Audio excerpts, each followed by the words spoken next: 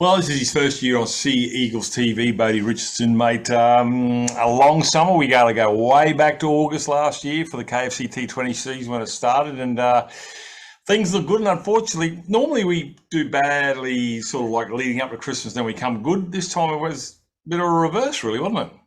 A little bit, yeah. I thought, well, across all the grades, to be honest, we started very strong, which was obviously a much better than previous years. But however, I don't know, sort of as the season went on, it just sort of, yeah, we sort of slipped away a bit. But still, the signs are looking good for the club. Yeah. Can we put it down to some injuries, I suppose, and player availability, or was it just a long summer? I think it comes with a bit of experience, John. I think obviously we're quite a young club at the moment. We don't want to make any excuses though, but I think we're obviously as I said, quite a young club, and Yeah. the more experienced teams like Uni, Valleys, and even Gold Coast, to be fair as well, have they sort of finished the season off real strong, and it showed in their performances. That's why they're the premier teams of the competition. 5 years ago, we had a plan for the girls' competition. It came good. Got close again this year. Didn't quite get into the top four, but I think you're right. We got Wes. We had a lot of turnovers. Obviously, McDermott's and the Florists all bailing out, as you said. We've got to start building up once again. Chris Lloyd comes back, but we had Liam Guthrie, who's obviously going up for representative duties, etc. So there's a lot to like about it, and Wes has got a lot he would learn a lot. And himself and Lance and Harsher and Poole and all them will get together, and I'm sure they're nutting out a pre-season similar to what happened this year, but obviously we need a little bit more depth. Bodie, I do like there's a lot of positives come out of it.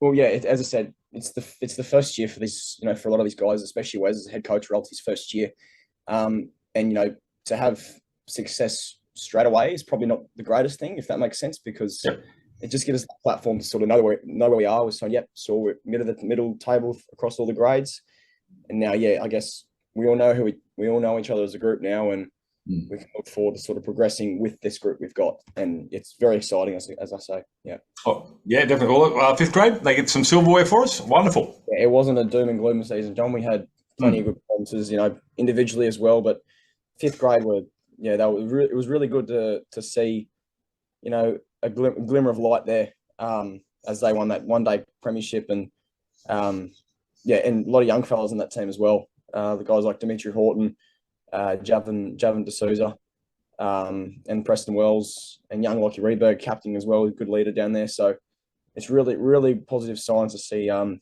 lower grade boys stepping up.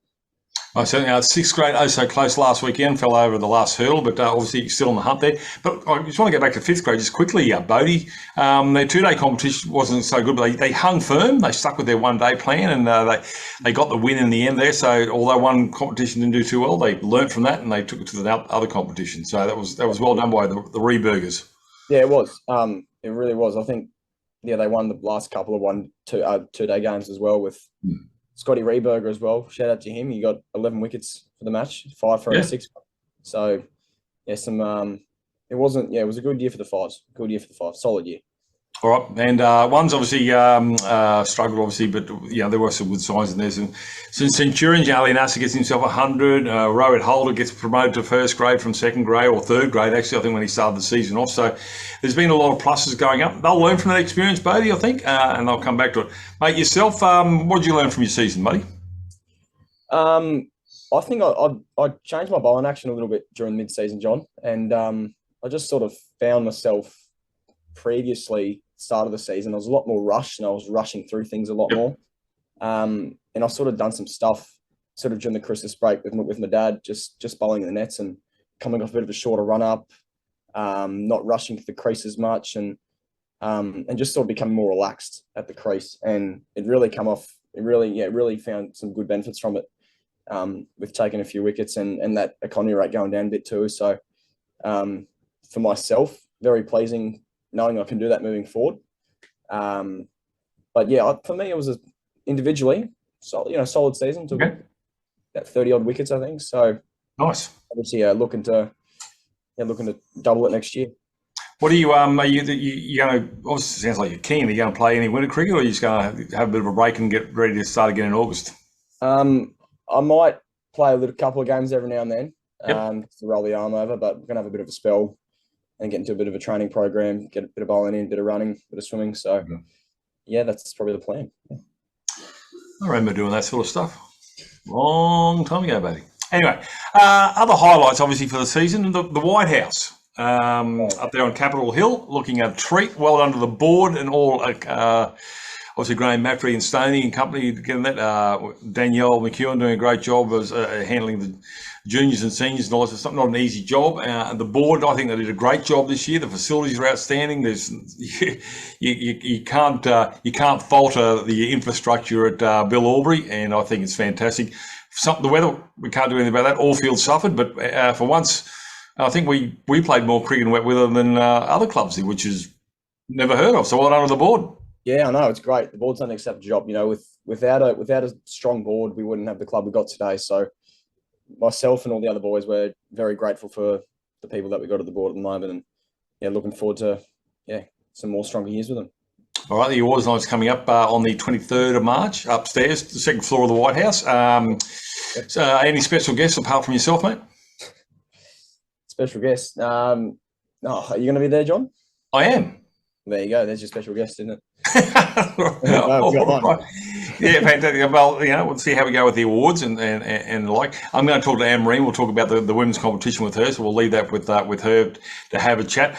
Yourself, mate, next year, obviously, you want to get into second grade, and I can just see players, Rohit and company, they want to hang on. Nick Boller, I think he probably wants to try and go back up into first grade. Second grade, the cursed grade, they started off, there's a lot to like about it, as you said, and they faltered at the back end, but it's the hardest grade to excel at, because your players coming up who haven't played the long form, and then when you get some good players, bloody first grade pinch them. So it's pretty tough, isn't it? Yeah, it's tough. I experienced a few games this year in second grade, and the group we've got in twos is the culture's awesome, but it's just putting those performances and trying to get a solid group in second grade each year. It's, as you said, it's really hard, but a lot of the stronger clubs, as I said before, have a really strong second grade team. And yeah, hopefully we can become one of those clubs in the next sort of, couple of years, hopefully. Yeah. But yeah, no, good signs though. I keep saying it. Good signs though. Good signs. Tabs, Mel Pass and the boys, 4 got selected in the rep side as well. So there's a lot to like about the Tabs, and we bear the fruit from those guys if they stick with the club. And this is where the board comes into.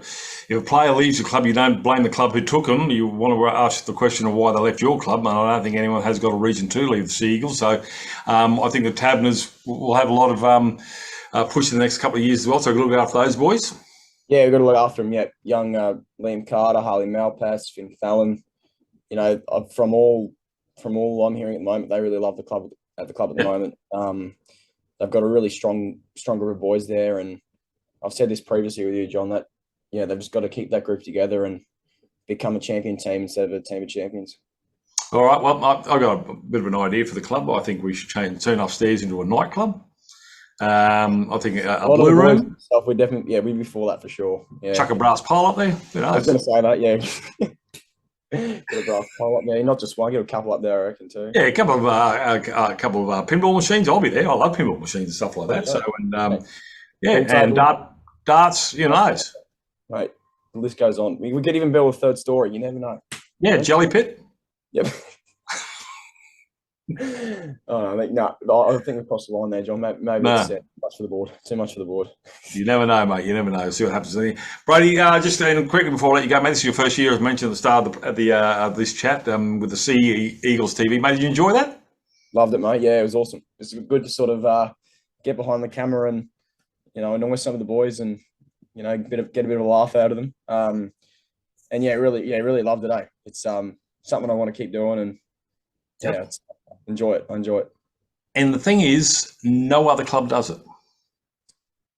Really? No other club does what we do. No. That's why we are, if not the top club cricket club in Australia in the social media things. We had a bit of a technical error with Instagram, but we've bounced back. We're back on TikTok. I think we're what do you say, trailblazers in the social media for all clubs to take advantage of it. I think we are the pinnacle.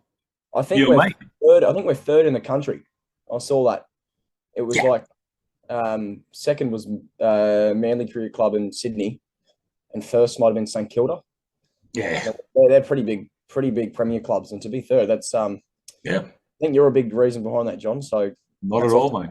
No, I can't talk to the hand, mate. I've got to talk to somebody, and the talent's there, like yourself and all the boys. And just quickly, I've said this 4 times in this interview. Just quickly, thank you to everybody who participated at Sea Eagles TV. Obviously, with yourself, giving some those great little clips and that. Everybody I've interviewed and nobody's ever said no. So thank you so much to everybody there. Have a great night at the awards night. I think you'll make a fantastic MC, Bodie, and you've got a lot of. I'll do it. I'll pump your tyres up. You've got a great personality. You've got a great wit, and I think you'll go a long way, mate. So keep up with the bowling and keep going with the media stuff. And that mustache, mate, something just moved. Thanks, mate. Oh, good, John. Good talking to you. Yeah.